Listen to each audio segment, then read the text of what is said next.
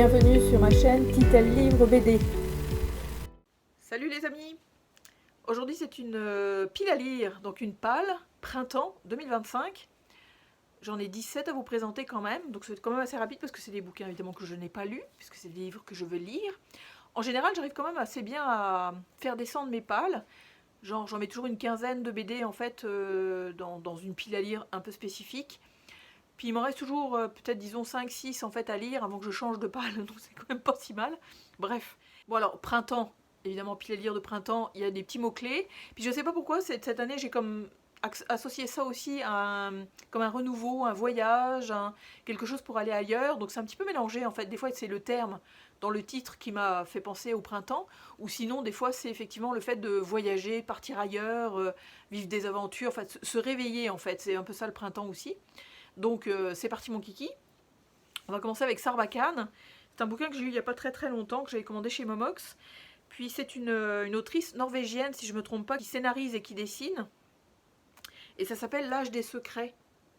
J'ai trouvé ça assez mimi, en fait, surtout en le feuilletant, parce qu'il y a quand même beaucoup de liens, effectivement, avec la nature, avec la découverte de soi, avec l'évolution, effectivement, de l'adolescence. Donc c'est comme la sève qui monte, effectivement, dans les corps et tout et tout. Je me suis dit, bah, ça m'a l'air pas mal. Donc ça donne ça au niveau dessin, j'aime beaucoup.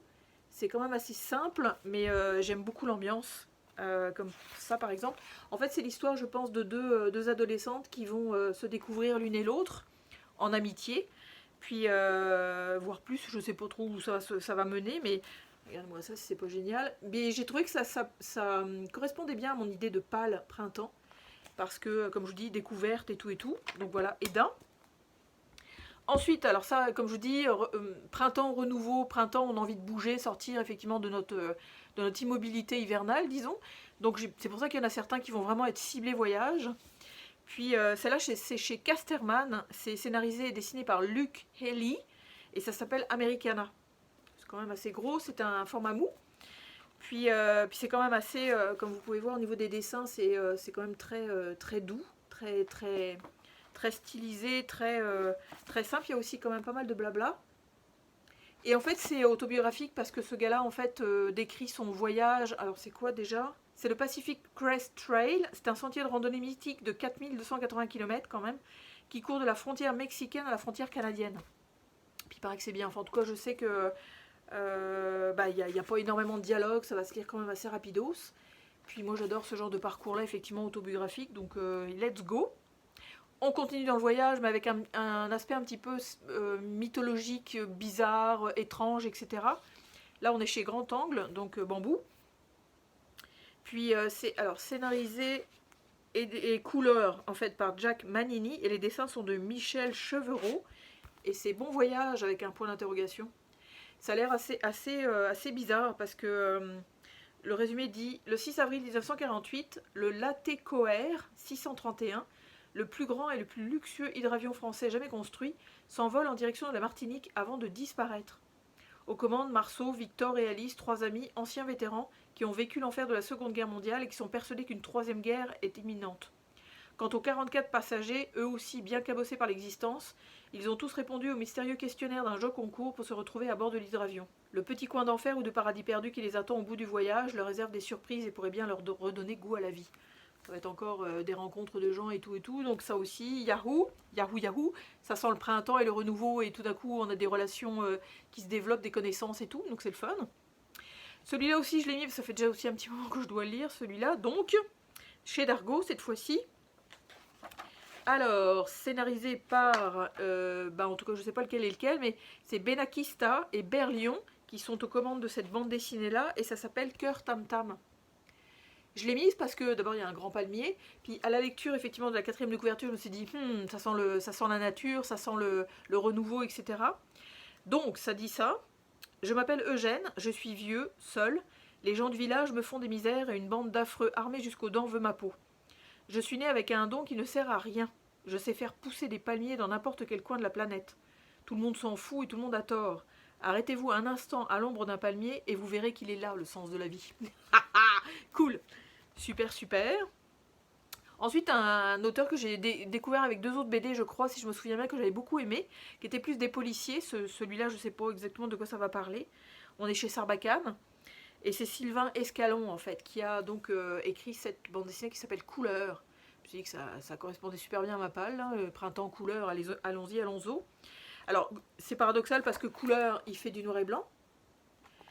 Comme je vous dis, je ne sais pas de quoi ça va parler. Je pense qu'il y a un petit peu de fantastique qui va se mêler à tout ça parce qu'au fur et à mesure, il y a de la couleur qui rentre effectivement dans son noir et blanc. Puis j'avais vraiment trouvé... il avait adapté des bouquins, donc des thrillers. Puis il avait vraiment une belle façon de le faire. Donc j'avais été vraiment intriguée par sa façon. Puis celui-là, c'est vraiment de son imagination. Donc j'ai vraiment hâte de lire ça. Donc ça. Ensuite, parce qu'il y a tree dedans, donc arbre, donc printemps. Puis ça fait un moment aussi que je dois le lire, celui-là. C'est chez Panini Graphic Novel, et c'est Jeff Lemire, le scénariste, et c'est Phil Hester pour le dessinateur. Et ça s'appelle Family Tree. Donc ça aussi, il faut que je le lise depuis un petit moment. Puis effectivement, c'est Meg, une fillette de 8 ans, commence à se transformer en arbre. Puis à ce moment-là, sa mère, son grand frère et son grand-père s'embarquent dans une odyssée troublante pour tenter de la guérir avant qu'il ne soit trop tard. Ça va être super chouette. Puis il y a quand même un petit peu de... Ouais, c'est ça. C'est assez particulier au niveau du dessin, encore une fois, mais chouette. Chouette, chouette, chouette. Il y a de la nature, il y a de la nature, il y a du vert, il y a du vert. Donc on va voir ce que ça va donner. C'est sûr que c'est quand même pas mal conséquent, mais il faudrait que je le lise. Ça serait chouette de Jeff Lemire. J'adore de plus en plus, effectivement. Ensuite, cette fois-ci chez Gallimard, bande dessinée. C'est scénarisé et dessiné par Adam de Souza. Puis c'est parce que le titre sentait le printemps, puis même la couverture, elle sent vraiment comme la liberté un petit peu nature. Puis ça s'appelle Les Herbes Sauvages, donc ça se présente de cette façon-là. C'est un format mou, c'est quand même assez conséquent aussi. Et la 4e de couverture nous dit « Olivia, Milo et Alvin terminent le lycée et refusent les promesses absurdes d'une vie d'adulte standard. En quête d'autre chose, ils s'enfuient à travers les paysages de la côte ouest canadienne. De rencontres inattendues en engueulade, rien ne se passe comme prévu, mais l'urgence de vivre et de trouver leur place les mènera bien quelque part. Une échappée existentielle drôle et émouvante par une étoile montante de la bande dessinée canadienne. » Donc, yeah. Puis c'est effectivement un dessin chouette. A priori monochrome, d'après ce que je peux voir. Puis ouais.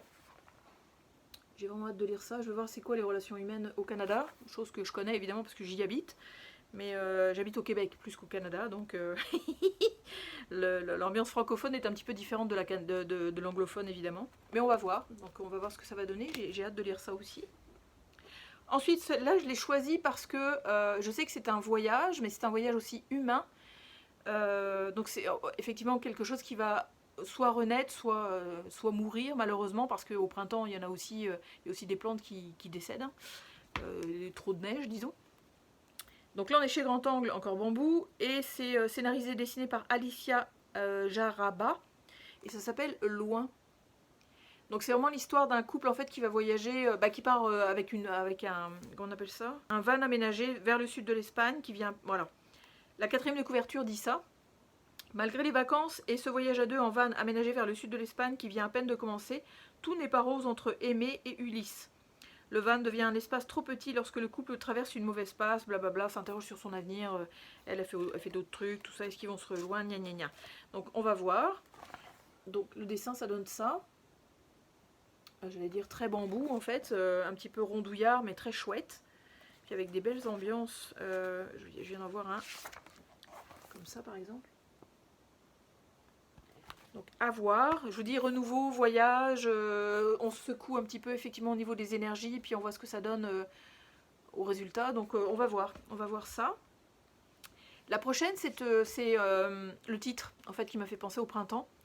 On est encore une fois chez Sarbacane, c'est encore une fois scénarisé et dessiné par un auteur, enfin une autrice, qui s'appelle Nina Sis, et ça s'appelle La Mousse. Puis je trouve que la couverture est magnifique, vraiment ça sent le printemps, là vraiment ça explose de vert.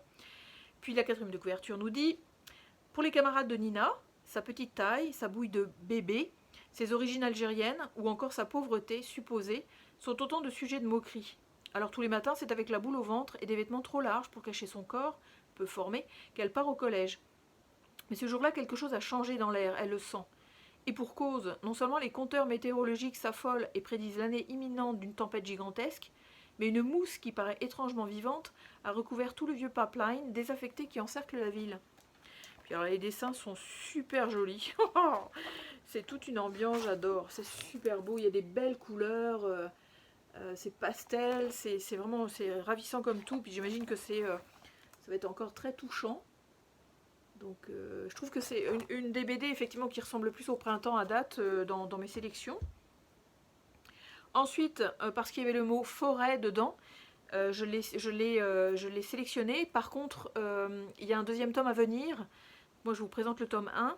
Donc, c'est scénarisé et dessiné. Alors, Duval et Scofoni. Alors, lequel fait quoi? C'est pas précisé. Je pense que c'est Fred Duval qui est au scénario, puis Philippe Scofoni qui est au dessin. Et ça s'appelle Neo Forest. C'est une belle couverture aussi qui sent le printemps, je dirais, à cause du vert, évidemment. C'est quand même la couleur verte qui domine. Puis, c'est de la science-fiction, hein. Parce qu'il était une fois dans un avenir lointain une jeune femme nommée Blanche. Elle était l'héritière de Cocteau Citadel, une cité néo-féodale comme il en était né après la fin du monde. Quand Blanche et son père se retrouvent au centre d'intrigue de pouvoir dramatique, ce fut encore une fois au cœur de Neo Forest, la grande forêt centrale que tout devait se décider. Donc c'est bourré de nature. On va voir. Je ne sais plus si c'est en 2 tomes ou s'il va y en avoir plus que ça. Je sais que le deuxième tome est prêt à sortir. Je crois qu'il arrive au Québec peut-être au mois de mai ou un truc comme ça. Il sera probablement déjà arrivé en France bientôt. Il devrait arriver bientôt. Puis le dessin est vraiment chouette. Le dessin est vraiment joli comme tout. C'est vert, c'est... Non, les personnages sont vraiment beaux en plus. Donc j'aime beaucoup. Puis ça fait quand même un petit moment que je l'ai acheté, effectivement. Ça fait un petit bout que je l'ai dans ma pile à lire. Donc let's go. Ensuite, celui-là, je l'ai choisi pour le fun. Puis parce que quand on évoque le printemps, comme je vous dis, renouveau, cellules qui se régénèrent, les plantes qui poussent, les boutons qui surgissent, etc. Donc, je sais pas pourquoi je l'ai choisi, mais en tout cas, c'est chez Sarbacane. C'est scénarisé et dessiné par Mario Montaigne, puis je pense que je vais me fendre la gueule. C'est très didactique, puis c'est très éducatif aussi. Ça s'appelle Panique organique. On va explorer le corps humain en fait avec deux petites bactéries qui s'appellent Pistou et Chimou. Déjà, je trouve ça trop cool. Puis c'est scientifique, puis c'est extrêmement abordable, ça va être rigolo, puis ça va apprendre plein de trucs. En tout cas, ça va faire mon éducation effectivement au niveau de c'est quoi qui digère quoi, etc. J'imagine. Mais c'est ça, j'ai mis ça dans cette palle-là, oui, printemps, parce que c'est ça. Il y a marqué même les plus rêveurs se mettent à aimer les sciences avec Mario Montaigne, donc à essayer, on va voir. Ensuite, j'ai un petit peu triché, mais je voulais quand même une bande dessinée québécoise. J'en ai déjà une canadienne, mais pourquoi pas une québécoise? Parce que là, c'est aux éditions La Pastèque. Puis c'est dessiné et scénarisé par Michel Rabagliati. Je vous en ai déjà présenté quelques-uns de ces ouvrages que j'aime beaucoup. C'est extrêmement touchant. Puis là, c'est Paul, un travail d'été. Il a fait une dizaine de BD comme ça avec son héros qui s'appelle Paul. Donc il le démarre vraiment de l'adolescence jusqu'à devenir papa, etc. Puis c'est super touchant, c'est du noir et blanc. Donc il n'y a pas de relief couleur, disons. Mais ça se lit super bien, c'est extrêmement abordable. C'est pas tant avec plein d'expressions québécoises que les Français ne comprendraient pas. Donc non, c'est extrêmement doudou. Puis son personnage est super attachant, vraiment. Donc c'est ça. Donc oui, c'est sûr qu'on parle d'été. Mais après le printemps vient l'été. Hein, donc on triche un peu. Voilà. Ensuite, celui-là. Parce que ça parle effectivement d'une zone nature, disons, même si effectivement c'est une zone assez particulière, parce qu'on parle de désert, mais je voulais quand même inclure une des bandes dessinées de cet ordre-là, parce qu'il y en a 15, j'en ai lu qu'une, et c'est des histoires séparées, enfin c'est des histoires individuelles, mais j'ai envie effectivement essayer peut-être de m'en caser au moins une par mois, ça serait cool. Là, je parle des futurs de Liu Cixin, donc c'est pour ça que je disais il y a 15 bandes dessinées. Celle-ci, elle est scénarisée et dessinée, alors je pense que c'est Valérie Mangin qui fait le scénario et Steven Dupré, qui fait les dessins. Et c'est Pour que respire le désert. Petit coup de nature, un petit peu, hein, mais c'est sûr que c'est la passion dévorante que nourrissait Yuan Yuan pour les bulles de savon irriter son père, qui dédiait sa vie à lutter contre la terrible désertification de l'Ouest asiatique. Oubliait-il que l'innovation scientifique puise souvent sa source dans des idées fantaisistes? Probablement que les bulles vont avoir un lien avec l'œuvre du papa. Mais donc c'est ça. Comme je vous disais, il y en a un paquet, hein, il y a tout ça en épisode. Puis le dessin, ça donne chouette, là. Ouais, c'est ça. C'est sûr qu'on va être sera pas dans une ambiance verte, mais on va être dans une ambiance un petit peu sableuse, disons. On va voir, mais ouais. Puis il est court, donc ça va être lu quand même assez rapidement. Donc ça, youpi, bien hâte. Ensuite, chez Poisson Pilote, cette fois-ci, je me suis dit, hey, j'ai lu des bandes dessinées qui m'ont extrêmement touchée de cet auteur-là, mais j'ai pas commencé avec celles avec lesquelles il a débuté finalement. En même temps, il en a écrit plein, donc il faut choisir aussi ses combats, disons. Puis là, en fait, c'est donc Poisson Pilote, comme j'ai dit, c'est alors, c'est-tu scénarisé? Bon, c'est pas. En tout cas, c'est à 4 mains. C'est Jean-Yves Ferry et Manu Larsenet, qu'on ne présente plus, disons. Donc là, je présente le tome 1 parce qu'il y a 6 tomes, et ça s'appelle Le Retour à la Terre.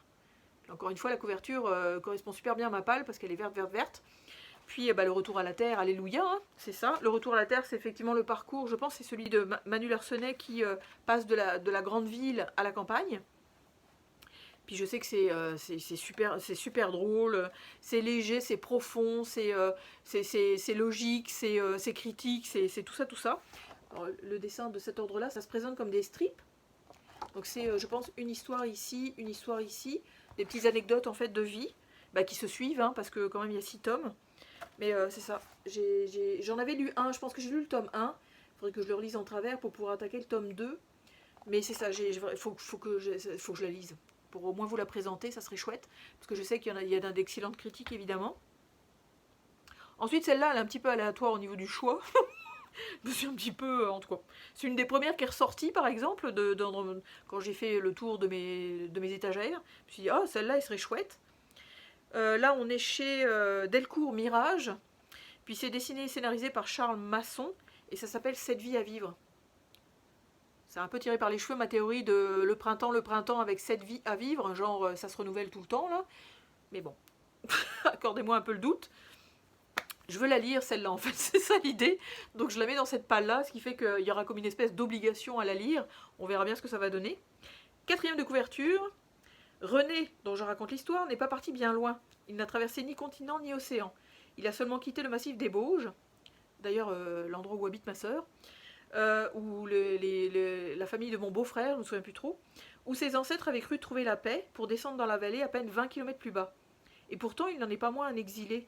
Il n'avait rien d'extraordinaire et n'était pas particulièrement aimable, il aurait pu être mon oncle, mais lui avait 7 vies à vivre, alors j'en ai fait un livre. Cool, vraiment hâte aussi. Celui-là aussi, celle-là aussi, je l'ai depuis un bon petit bout dans ma palle. Donc ça donne ça comme dessin, j'aime bien. Ça ressemble un peu au dessin de... celui qui fait Slava un peu, je trouve, en tout cas. Et c'est ça, il va y avoir apparemment des épisodes avec des temporalités différentes d'après ce que je comprends. Ça va être cool, ça va être encore touchant je pense. Donc ça. Alors, celle que je ne pouvais pas éviter, qui est la meilleure, je trouve, bande dessinée à placer dans une palle printemps, c'est chez les Arènes BD. C'est alors, les scénarios de Fred Bernard d'après l'œuvre de Peter Wollenben et les dessins à couleurs sont de Benjamin Flao, ça va être un vrai régal. Et c'est La vie secrète des arbres, évidemment, on peut pas l'éviter celle-là, on peut pas l'éviter. Bah oui, regardez-moi ça, ça va être hyper éducatif, extrêmement plein d'informations. C'est tiré d'un roman, effectivement, enfin c'est pas un roman, mais plus je dirais plus un documentaire, disons. Puis Benjamin Flao, je pense qu'il s'est éclaté à illustrer ça. C'est magnifique, c'est absolument superbe. C'est sûr que c'est un petit peu gros, mais on va passer au travers. Oh my god, regardez-moi ça si c'est pas sublime. Alors, je trouve que c'est celle qui correspond le plus à la palle printemps machin, là. En tout cas, vraiment. Vraiment. Et la petite dernière, qui là est aussi effectivement plus l'idée de voyage, de redémarrer quelque chose en fait, après être resté beaucoup statique. C'est librement adapté du récit de Robert Louis Stevenson, c'est chez Futuropolis, et c'est alors... c'est un récit de Christian Périssin, et le dessin est de Michael Streckmann, et ça s'appelle Voyage avec un âne. Donc ça aussi...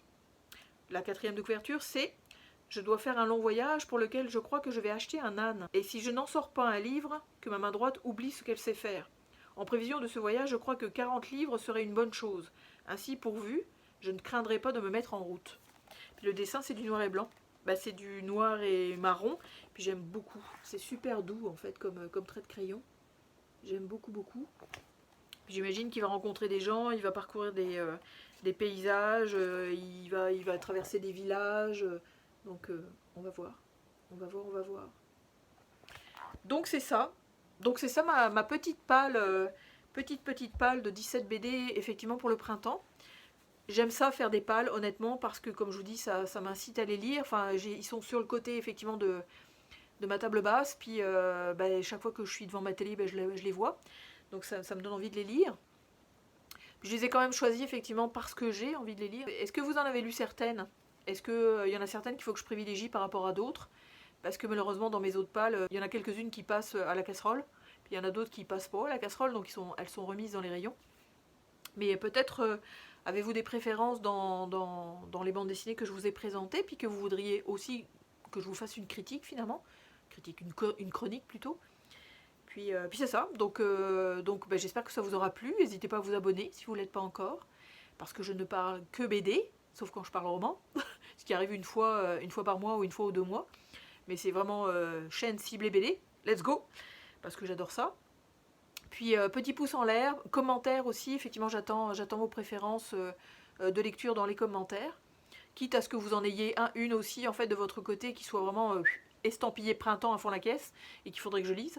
Donc n'hésitez pas. Puis c'est ça, je vais vous souhaiter d'excellentes lectures BD et je vais vous dire à très bientôt. Salut!